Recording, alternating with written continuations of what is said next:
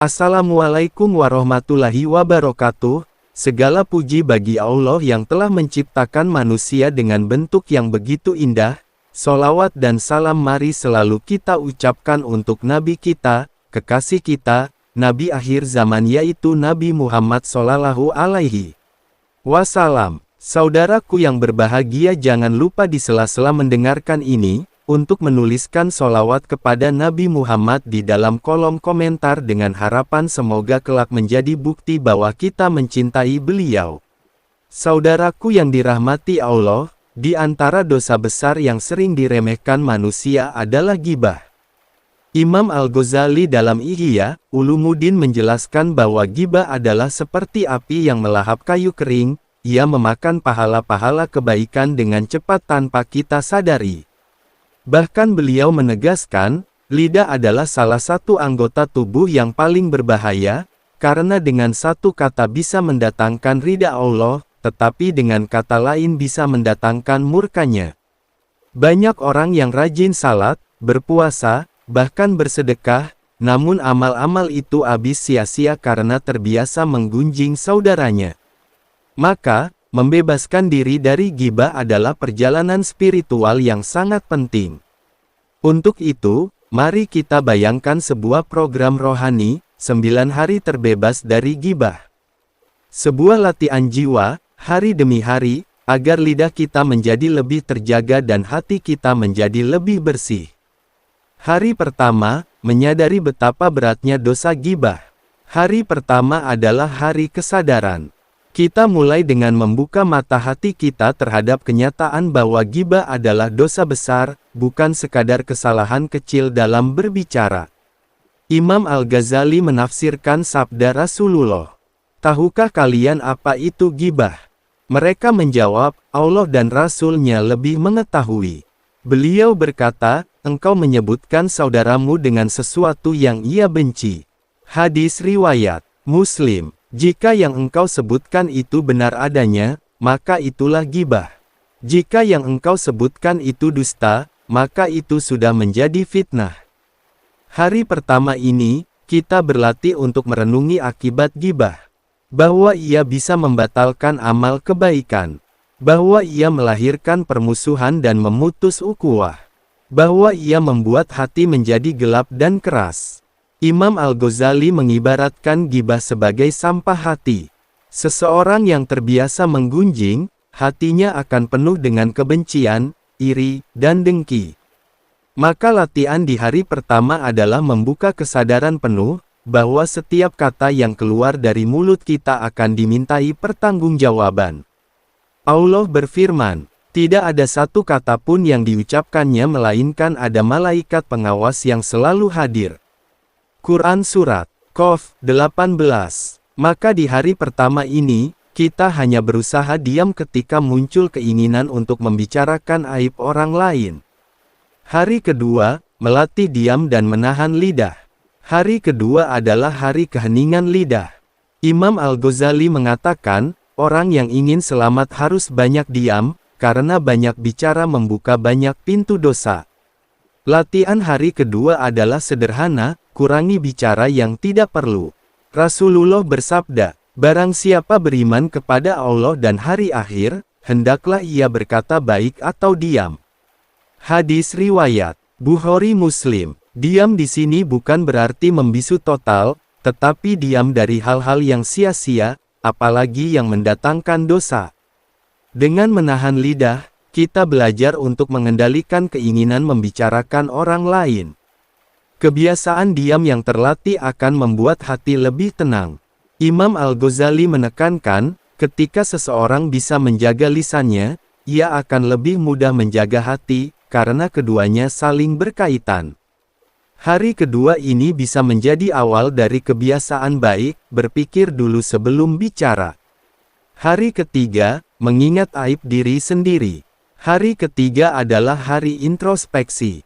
Imam Al-Ghazali menegaskan, salah satu sebab manusia suka ghibah adalah karena ia lupa dengan aib dirinya sendiri. Padahal, jika ia sibuk memperbaiki dirinya, ia tidak akan sempat mencela orang lain. Maka di hari ketiga, latihan rohani kita adalah menuliskan kelemahan dan dosa pribadi, merenungi betapa banyak kekurangan diri, menyibukkan diri dengan muhasabah, bukan mencari kesalahan orang lain. Imam Al-Ghazali berkata, salah satu ciri orang yang mendapat cahaya dari Allah adalah sibuk dengan aib dirinya, bukan aib orang lain.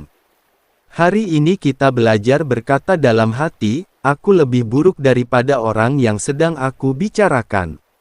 Aku punya dosa-dosa yang lebih besar, mengapa aku sibuk dengan kelemahan orang lain? Dengan cara ini, hati akan lebih rendah hati, dan lidah akan lebih terjaga. Hari keempat, menyadari ghibah adalah sedekah terbalik.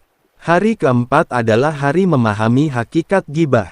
Imam Al-Ghazali menjelaskan dalam Ihya Ulumuddin, orang yang suka ghibah ibarat memberikan pahala amalannya kepada orang yang ia bicarakan. Bayangkan, seseorang berpuasa, salat malam, atau bersedekah, tetapi kemudian semua pahalanya berpindah kepada orang yang ia gibahkan. Bahkan sebaliknya, dosa orang itu akan berpindah kepadanya. Rasulullah bersabda, tahukah kalian siapa orang yang bangkrut itu? Orang yang bangkrut dari umatku adalah yang datang pada hari kiamat dengan membawa salat, puasa, dan zakat, namun ia datang juga dengan mencaci maki, menuduh, memakan harta, menumpahkan darah, dan memukul. Maka diberikanlah kebaikan-kebaikannya kepada orang-orang itu, dan jika kebaikan-kebaikannya habis sebelum terbayar semua, diambil dosa-dosa mereka lalu ditimpakan kepadanya, kemudian ia dilemparkan ke dalam neraka. Hadits riwayat Muslim. Hari keempat ini, kita belajar menanamkan dalam hati, setiap kali aku ghibah, aku sedang memberikan pahala amal salatku kepada orang lain. Bukankah ini kerugian yang nyata? Maka lebih baik diam, daripada amalan yang kita kumpulkan bertahun-tahun pindah begitu saja kepada orang lain. Hari kelima, mengganti ghibah dengan doa. Hari kelima adalah hari penggantian. Imam Al-Ghazali menyarankan, jika lidah sudah terbiasa menggunjing, maka harus dibiasakan pula dengan amal lawannya, yaitu mendoakan kebaikan bagi saudara kita. Setiap kali muncul keinginan untuk menyebut keburukan seseorang, kita balik dengan doa. Ya Allah, ampunilah dia. Ya Allah, beri dia hidayah. Ya Allah, perbaikilah keadaannya. Dengan cara ini, energi negatif berubah menjadi energi positif. Lidah yang biasanya menjadi penyebab dosa, justru menjadi sarana pahala. Hari kelima ini, latihan kita adalah membiasakan doa untuk orang lain, bahkan untuk orang yang tidak kita sukai. Karena sejatinya, doa itu akan kembali kepada diri kita juga. Rasulullah bersabda, doa seorang muslim untuk saudaranya tanpa sepengetahuannya adalah mustajab. Pada kepalanya ada malaikat yang ditugaskan, setiap kali ia berdoa kebaikan untuk saudaranya, malaikat itu berkata, amin, dan untukmu seperti itu juga. Hadis riwayat Muslim. Hari ke-6, melatih empati dan memahami keadaan saudara. Hari ke-6 adalah hari empati. Imam Al-Ghazali menjelaskan, banyak orang terjerumus ke dalam ghibah karena hatinya keras, tidak memiliki kasih sayang, dan tidak bisa menempatkan diri pada posisi orang lain. Padahal, jika kita bisa merasakan apa yang dirasakan saudara kita, tentu lidah akan lebih terjaga. Bayangkan, jika aib yang kita bicarakan adalah aib kita sendiri. Tentu kita tidak ingin orang lain menyebarkannya, bukan? Maka prinsip emas yang diajarkan Rasulullah adalah, tidaklah salah seorang di antara kalian beriman dengan sempurna hingga ia mencintai untuk saudaranya apa yang ia cintai untuk dirinya sendiri. Hadis riwayat Bukhari Muslim. Hari ke-6 ini kita belajar mengingat bahwa setiap orang punya kekurangan. Menyadari bahwa membuka aib saudara sama saja dengan membuka aib diri sendiri. Memahami bahwa orang lain berjuang dengan kelemahannya, sebagaimana kita juga berjuang dengan kelemahan kita. Empati akan melahirkan kelembutan hati. Dengan hati yang lembut, lidah akan lebih mudah dikendalikan. Hari ketujuh, menjaga hati dari bisikan gibah. Hari ketujuh adalah hari penjagaan hati. Imam Al-Ghazali menekankan bahwa gibah tidak selalu dimulai dari lisan, tetapi seringkali lahir dari bisikan hati. Ketika kita merasa iri, dengki, atau kesal terhadap orang lain, hati mulai berbisik, bicarakan saja kelemahannya.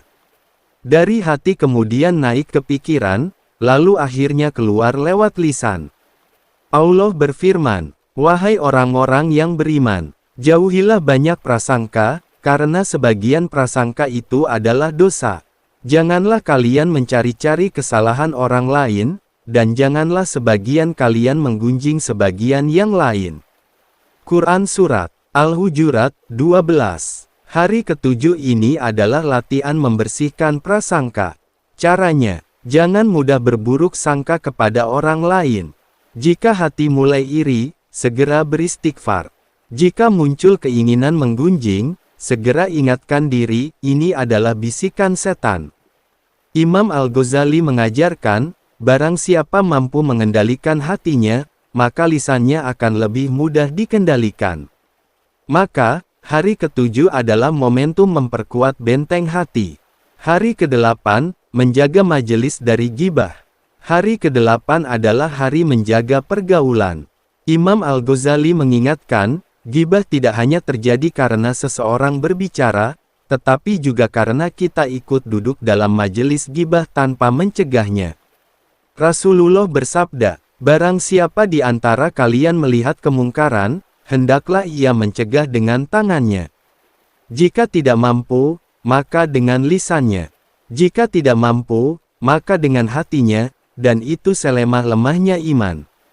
Hadis riwayat Muslim. Maka di hari ke-8, latihan kita adalah tidak ikut nimbrung dalam obrolan gibah. Mengalihkan pembicaraan ke hal yang lebih baik. Jika mampu, menasihati dengan lembut, "Saudaraku, mari kita bicarakan yang lebih bermanfaat." Jika tidak bisa mencegah, lebih baik meninggalkan majelis itu. Imam Al-Ghazali berkata, diam mendengar gibah tanpa penolakan adalah bentuk kerelaan. Maka menjaga majelis adalah bagian dari menjaga diri. Hari ke-8 ini melatih kita agar tidak hanya menjaga diri sendiri, tetapi juga ikut menjaga lingkungan dari dosa gibah. Hari ke-9, menutup perjalanan dengan syukur. Hari ke-9 adalah hari penutup, hari di mana kita meneguhkan tekad untuk terus menjaga lisan sepanjang hidup. Setelah melalui 8 hari sebelumnya, hari ini adalah momentum bersyukur karena Allah memberi kekuatan untuk melawan hawa nafsu lidah. Imam Al-Ghazali menulis dalam Ihya Ulumuddin, salah satu tanda hati yang sehat adalah ketika ia merasa ringan untuk diam, dan berat untuk membicarakan aib orang lain. Ini adalah karunia Allah yang sangat besar. Rasulullah bersabda, seorang muslim adalah orang yang kaum muslimin selamat dari lisan dan tangannya. Hadis riwayat Bukhari Muslim. Hari ke-9 ini kita renungkan. Betapa besar nikmat bisa menjaga lisan. Betapa indah hidup jika bebas dari dosa gibah. Betapa tenang hati ketika kita sibuk memperbaiki diri sendiri. Hari ke-9 juga menjadi awal dari perjalanan panjang menjaga lisan seumur hidup. Latihan 9 hari ini hanyalah permulaan, karena musuh terbesar kita adalah nafsu dan bisikan setan yang tidak pernah lelah. Maka syukur adalah kunci untuk mempertahankan kebiasaan baik ini. Saudaraku yang berbahagia, alhamdulillah, kita telah menyelesaikan perjalanan 9 hari terbebas dari gibah. 1. Menyadari beratnya dosa gibah. 2. Melatih diam dan menahan lidah. 3. Mengingat aib diri sendiri. 4. Menyadari gibah adalah sedekah terbalik. 5. Mengganti gibah dengan doa. 6. Melatih empati dan memahami keadaan saudara. 7. Menjaga hati dari bisikan gibah. 8. Menjaga majelis dari gibah. 9. Menutup perjalanan dengan syukur. Saudaraku, program rohani ini bukan sekadar 9 hari, melainkan jalan panjang menuju kedewasaan iman. Imam Al-Ghazali mengingatkan, orang yang menjaga lisannya akan selamat di dunia dan akhirat, sementara orang yang membiarkan lisannya liar akan menyesal kelak ketika amalnya habis terbagi. Maka mari kita akhiri dengan doa. Ya Allah, jagalah lisan kami dari perkataan yang Engkau benci. Jadikanlah lidah kami basah dengan zikir, doa, dan perkataan yang bermanfaat. Lindungilah kami dari ghibah, fitnah, dan ucapan sia-sia. Amin ya rabbal alamin. Wassalamualaikum warahmatullahi wabarakatuh.